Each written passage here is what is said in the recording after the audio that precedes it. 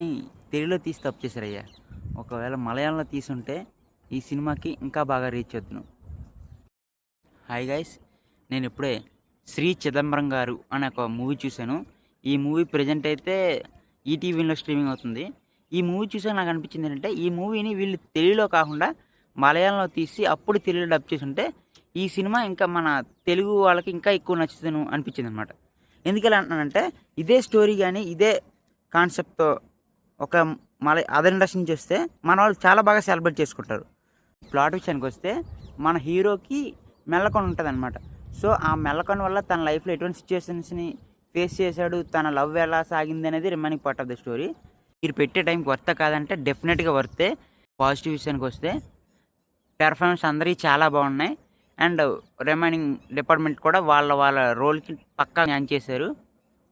ఇంకా డైరెక్టర్ విషయానికి వస్తే డైరెక్టర్ ఈ స్టోరీని చాలా బాగా హ్యాండిల్ చేశాడు. ఆయన నెక్స్ట్ వచ్చే ప్రాజెక్ట్స్ కోసం అయితే ఈగర్గా వెయిట్ చేస్తున్నా. ఈ విషయానికి వస్తే ఈ సినిమాలో గోపి అనే పర్సన్ క్యారెక్టర్ చేశానమాట. సో ఆయన క్యారెక్టర్ నుంచి నేను ఎక్కువ కామెడీ ఎక్స్పెక్ట్ చేశా, బట్ అది కామెడీ అయితే ఎక్కువగా రాలేదు.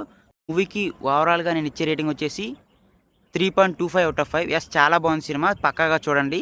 ఈ సినిమాని చూడకపోతే మాత్రం ఒక తెలుగు ఇండస్ట్రీ నుంచి వచ్చిన ఒక మంచి సినిమాని మిస్ అయిన వాళ్ళు అవుతారు మీరు. సో ఈ సినిమా అయితే ప్రజెంట్ ఈటీవీలో స్ట్రీమింగ్ అవుతుంది, తప్పకుండా చూడండి. ఫ్యామిలీతో చూడవచ్చు, ఎటువంటి అడల్ట్ కంటెంట్ ఏం లేదు. ఇలాంటి మంచి కంటెంట్ కోసం మన ఛానల్ని ఫాలో అవ్వండి.